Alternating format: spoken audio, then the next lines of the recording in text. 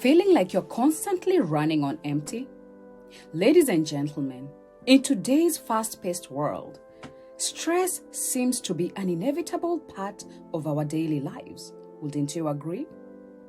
From the pressure of world and school to demanding to a demanding family, relationships, it is easy to become overwhelmed by the constant stream of responsibilities. Not only responsibilities, but also exceptions. But what if I told you that managing stress isn't just about feeling better? It is not just about feeling better, like at the moment, like in the moment. It is just not about that. It is about safeguarding your long-term health. Yes, yours, your long-term health, happiness, and success. So, first and foremost, stress management, it is English is not my first language. First and foremost, stress management is crucial for our physical well-being. The toll that chronic stress can take on our bodies is staggering, increasing the risk of heart diseases, obesity, and a weakened immune system. So by learning to manage stress, by learning to manage it, not only just managing it, but managing it effectively, we can protect ourselves from these serious health conditions and enjoy a higher quality of life. But it is not just our bodies that suffers. It is just not our bodies. The weight of stress itself, it weighs on the mind, on our minds.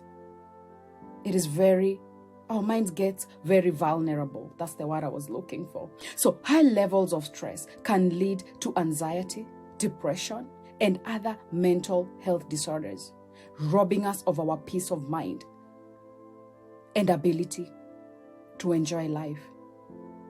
Is life meant to be enjoyed? Definitely it is, right? So through stress management techniques that we're going to learn today, we can cultivate resilience, bolster our mental well-being. How does that sound? Please put in the comment. And navigate life's challenges. For in this life, we all face challenges. No matter at what point you are in life, where we all face these challenges. We all face challenges, but with greater ease. We're going to face these challenges, but with greater ease. So moreover, stress doesn't just affect us as individuals. It has a ripple effect. It impacts our relationship with others as well. Family members, close friends. So how many times have we snapped at our loved ones or lashed out at a colleague because we are feeling stressed? We've all faced this. Maybe you have been lashed out. Maybe you are the one lashing out. So by learning to manage stress, we can communicate more effectively, resolve conflicts, and actually even be more peaceful.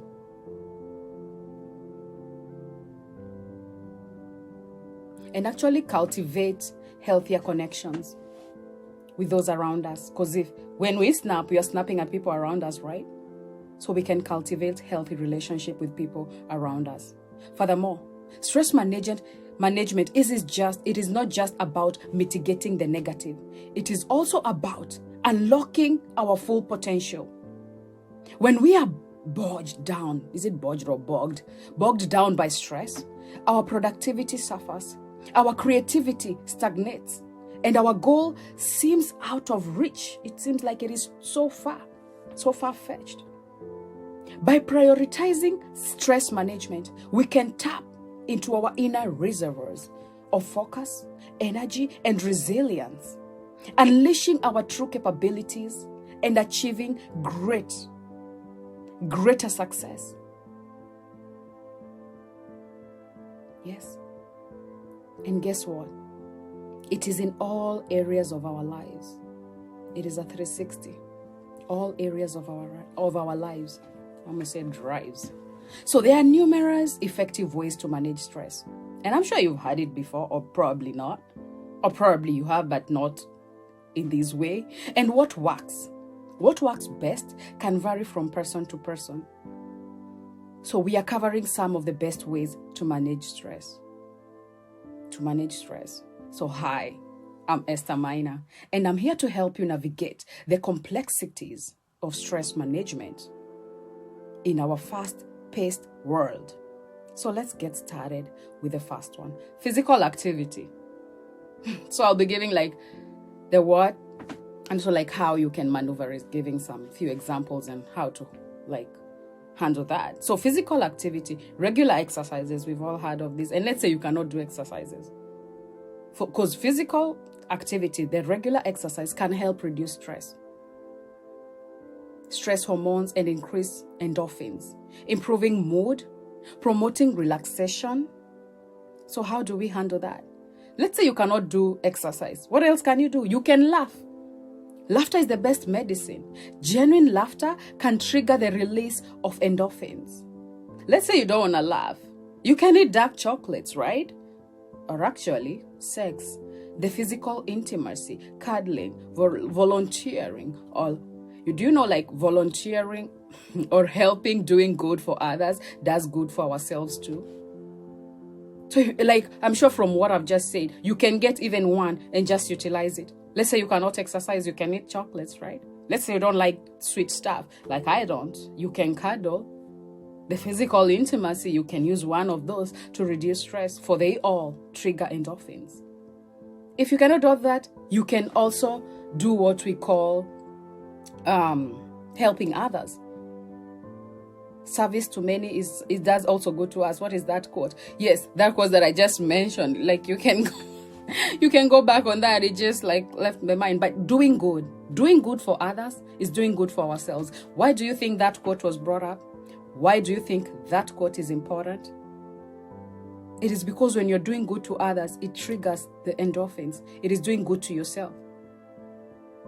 Have you ever been in that experience whereby you are so stressed and then someone like needed your help? You even forgot you were stressed. You went and started helping them. Why do you think that's important? You even forgot you were stressed. You like had to recollect your stress activity after that. So I'm sure if you cannot like use exercise, you can use at least one of it, which is by helping others. It is very important. For we tend to do more for others than we do for ourselves. Have you ever like asked yourself, why do you see mostly, I'm not sure if this is true, like content creators, for the ones who offer value, they tend to be more happy in life? It is the endorphins, is that what it is? Please put in the comment, the endorphins. Or you go try this, and I would love to know if you've tried it, or if you want to try it, like go give it a try, or if you do this, please put in the comment. I would love to hear how it impacted you, or probably you did not know it did this to you.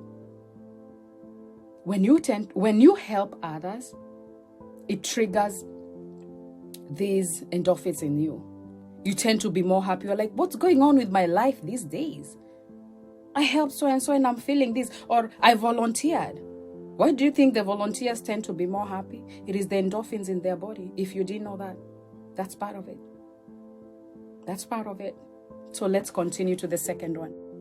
Time management, prioritizing tasks, setting realistic goals, and learning to say no when necessary. I'll explain these in details.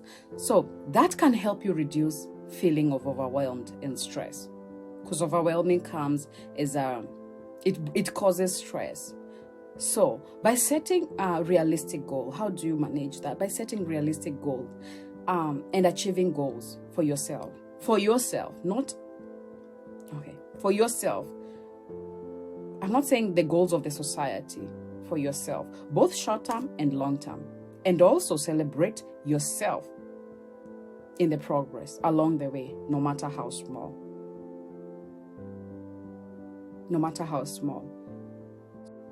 So by that, like time management, truly speaking, can we all manage time? I don't believe in the art of time management. I believe in the art of energy management. You like manage your energy. We've had all this saying of, I am a morning person, I am an evening person, I am a night person. That is, once you know yourself in that extent, then you tend to manage your time effectively in terms of your energy. But let's say you're in a situation, for example, it is school, and you're not a morning person. You gotta suck it up. You're gonna have to wake up. You don't just go quoting, oh, she said that I can manage stress and I'm always stressed by waking up. No, those are situations you can't control. But in situations that you can control, utilize energy management. Energy management. And by energy management, it reduces the overwhelming. For overwhelming, it is not knowing. How do you overcome overwhelming? Overwhelmed. You're overwhelmed because you don't know what to do next. So once you plan and you know what to do next, then overwhelming is gone. And instead of time management, utilize energy management. And through that, stress levels reduce. Let's go to the third one. Setting boundaries. Establishing clear boundaries in our personal and professional life can help prevent burnout, reduce stress levels. By setting clear boundaries, by learning to say no, if it's at work and you know you're like your priority and someone is distracting you, learn to say no to commitments that would add unnecessary stress to your life, especially if it is not necessary and if it is not important. Learn to say no. It is that easy. You want to eliminate at least 50% of the stress you have in your life. Learn to say no. Learn to say no, especially on activities that are neither necessary or important. Set clear boundaries. Learn to say no. So how do you know if you're stressed? How do you know if you're stressed? Because the last one, it is seeking professional help. So how do you know you're in that level of seeking professional help? Level, like the fourth one, seeking professional help. So how do you know? So by seeking professional help for your stress, it is very important and actually very courageous. It is a courageous step towards better mental health, towards a better you. So here's how you can recognize that truly I need the help.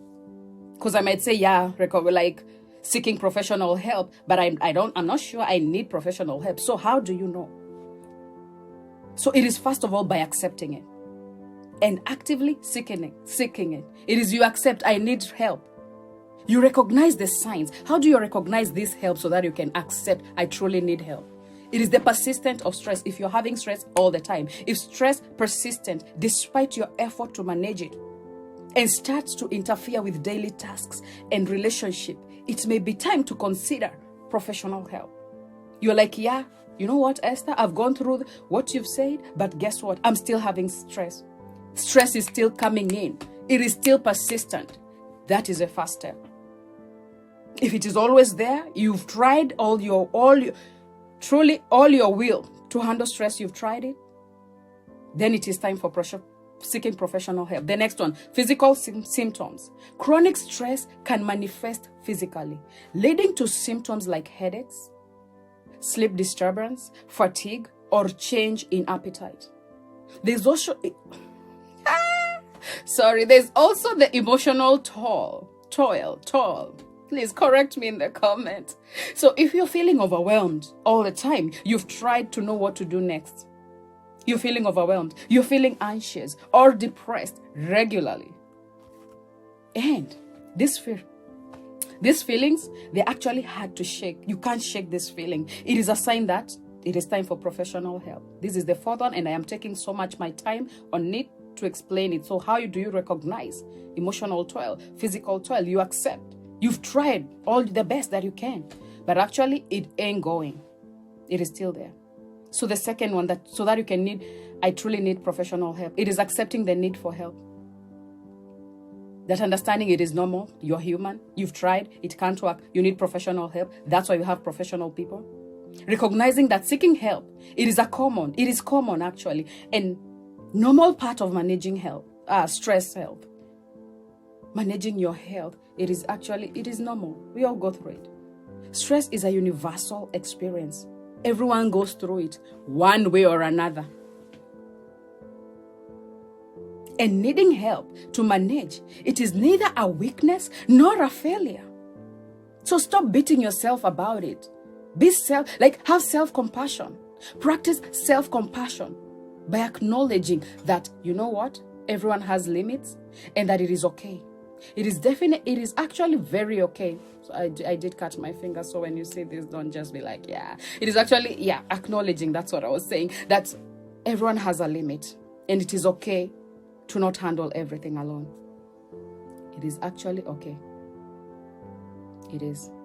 So this can help reduce self-stigma associated with seeking help. So let's just continue. Once I'm mentioning these things, you're like, yep, I've gone through this. It is time. My friend, it is time for seeking professional help. The next one is education. You educate yourself about the benefits of seeking the help, be it therapy or whatever help it is, and also how it can improve your quality of life. Just seek it. Educate yourself. Go out there, learn, and understanding what to expect from treatment. Is treatment the right word? Expecting what, like learning to expect what. Go out there and learn what is the expectation that can make the deal of seeking help even more approachable. This is where educating yourself is more important. The third one, for seeking the help, it is actually you seek help by finding a better person to offer you the help with. For example, if it is therapy, you start by searching for a therapist or a counselor who specializes in stress management, because there are so many out here. You can look through online, you can research, or you even ask your healthcare provider. For the same way we have doctors in different, the ones who treat eye is not the one who treat, nose is not the one who treat mouth. They're all different. So once you're seeking help, are you seeking a professional help, a therapist? That's just an example. Someone who focuses on stress levels, stress help. It is just, you just do it step by step. But first of all, it is you try to help. You try like helping yourself. You're like, okay, I can't do this. Then it is time for professional help. You accept. And once you found the perfect person to help you, the perfect professional to help you, it is think that it might be, once you see like it might be a good fit, schedule an appointment. It is that simple. Prepare to discuss your stressors openly and honestly, because sometimes you schedule appointments, you go, you don't say the truth, and then what? You've wasted your time, money, and then what? And then you engage in it. You engage in it like there's no tomorrow. Since you've tried your best handling it, you couldn't. Engage in it actively. You don't just schedule just for the heck of it. And you also attend sessions regularly until you feel like, you know what? It is gone. I got this. Once you've tried all the others, eating chocolates, physical, all these things, you've tried them, they did not work. Then you try professional help. Once you've tried all of the other above things that I've mentioned, including volunteering, all these things, you seek professional help. And then you continue with self-care. You combine all those that I've mentioned and plus self-care, and truly, you will reduce the stress significantly. You combine them while engaging with the professional help. And you continue to seek. You continue using self-management strategies, like the ones we mentioned. Up there, the exercising if you can't, chocolate, cuddling, all those things that help manage stress. And you also adjust accordingly as needed as you progress in the changes of the stress levels. You adjust. You don't still be at the same point you were. You keep adjusting until you've learned to live with this. Because we all go through stress. Don't think just because someone is not seeking professional help or what, we've all managed and we've all learned to live with it. Truly. So ultimately, finding the right combination of stress management techniques, today my tongue, techniques, it requires self-discovery. And the key is prioritizing self-care. and make stress management a regular part of your routine. Because believe me, there will be stress management. There will be stress in your life. But you have to discover who you are. What are your triggers? How do you handle this? It starts by self-discovery. It is that simple. Don't look for a cure. Discover yourself and use the techniques. Remember, overcoming stress is a journey. It is a journey, and everyone's path is unique. We are all not the same. We are different, right? But with determination, support, self-care, it is possible. And yes, you can. It is possible to find light even in the darkest of time. Darkest of time, it is actually very possible. And believe me, you can. So, ladies and gentlemen, thank you for watching. And if you enjoyed this video and found it helpful, do not forget to subscribe for more content like this. And actually leave a comment. I want to know what you're going to use, what's helpful in your life as of this moment. We are all going through stress. We all do. What are the techniques? What is the one thing? Probably is even eating chocolates. Or probably you didn't know that active to others helps. So leave a comment below. I'm looking forward to that. Let's communicate. Let's engage in it. I would like to know your thoughts. Or if you have any questions that you may have, don't hesitate to ask. And don't forget to give a thumbs up if you found it valuable. And your support means the world to me. Actually, to all of us. Like, who is us? Me and you. So, see you in the next video. Bye.